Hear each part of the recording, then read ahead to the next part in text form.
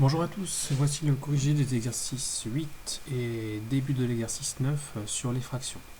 Alors, dans cet exercice numéro 8, on cherche à trouver des fractions égales.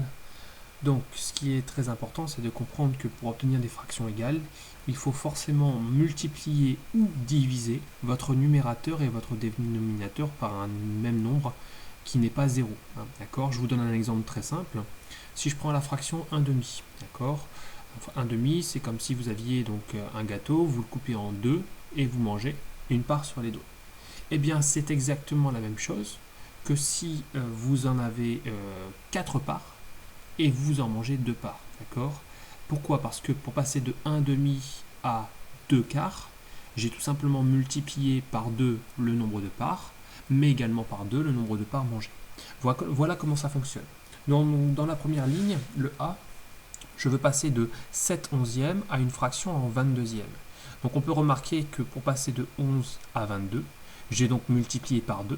Donc si mon dénominateur a doublé, j'en fais de même avec mon numérateur, donc 7 fois 2 qui nous donne un total de 14. Ensuite, je passe de 12 cinquièmes à une fraction dont le numérateur est 72.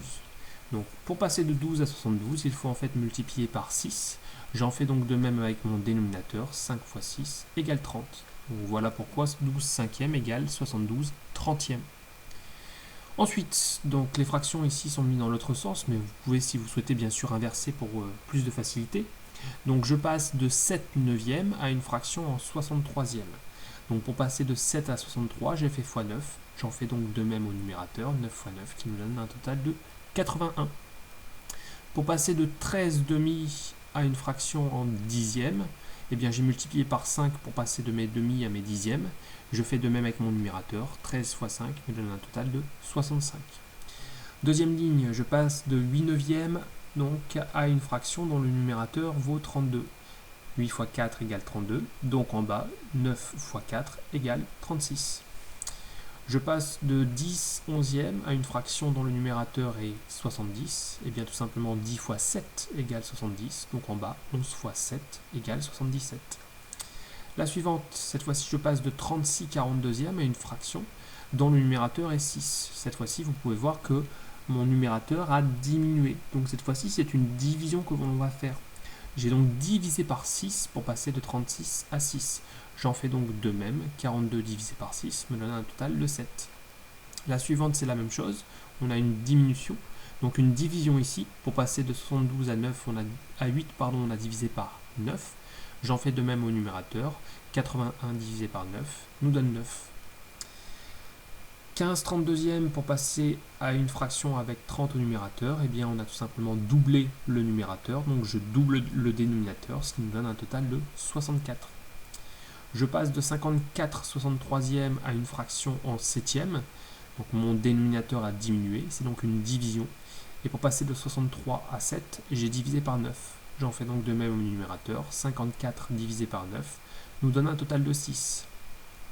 Je passe ensuite de 33 42e à une fraction dont le numérateur vaut 11. Donc j'ai de nouveau une diminution, donc une division de mon numérateur par 3. Je divise également mon dénominateur par 3. 42 divisé par 3 nous donne un total de 14. Puis la dernière, je passe de 8 onzièmes à une fraction en 66e. Donc pour passer de 11 à 66, on a multiplié par 6. Donc même principe pour le numérateur, 8 fois 6, 48. Voilà donc pour la correction de l'exercice numéro 8. Pour l'exercice numéro 9, on parle ici de simplification de fractions. Donc c'est le même principe que dans l'exercice précédent, sauf que si on veut simplifier, on veut forcément avoir une fraction qui est plus simple, c'est-à-dire obtenir une fraction qui est égale, mais avec un numérateur et un dénominateur qui sont plus petits que ceux que l'on avait au départ. Donc forcément ici, on va diviser, ou alors, comme vous pouvez le voir, on va pratiquer une autre méthode, c'est-à-dire qu'on va chercher en fait la table commune dans laquelle on retrouve notre numérateur et notre dénominateur. 12 et 18 sont tous les deux dans la table de 6. Donc 12, je peux l'écrire 2 fois 6, et 18, je peux l'écrire 3 fois 6. En fait, je simplifie par 6. Donc les 6 vont disparaître, et donc il me reste plus simplement 2 tiers. Voilà la simplification de la fraction 12 18e. Il en est de même pour les autres. Je cherche la table commune à 15 et à 24. je trouvais la table de 3, donc 15 c'est 5 fois 3, 24 c'est 8 fois 3, donc si je simplifie par 3, il me reste 5 huitièmes. 4 et 12 sont dans la table de 4. Vous allez me dire, ils sont également dans la table de 2. Oui, mais il faut toujours, si on veut le simplifier au maximum, aller chercher la plus grande des tables possibles. Si vous simplifiez par 2, vous allez vous retrouver avec un résultat de 2 sixièmes que vous pourrez encore simplifier. Donc autant directement simplifier par 4. Maintenant, si vous faites 2 simplifications par 2, c'est également très bien. D'accord ? Mais ici, on peut simplifier directement par 4, 1 fois 4, 3 fois 4. Donc je simplifie par 4, il me reste un tiers qui équivaut donc plus simplement à 4 douzièmes. 9 21e, donc table de 3, 3 fois 3 et 7 fois 3, donc après simplification par 3, il me reste 3 septièmes. 12 et 15 sont tous les deux dans la table de 3 de nouveau, donc 4 fois 3 et 5 fois 3, donc après simplification, il nous reste 4 cinquièmes. On termine avec 2 huitièmes, donc 2 et 8 étant pairs, ils sont tous les deux dans la table de 2, 1 fois 2 et 4 fois 2, donc après simplification, il nous reste un quart. Voilà, concernant ces corrections, j'espère avoir été clair. À bientôt.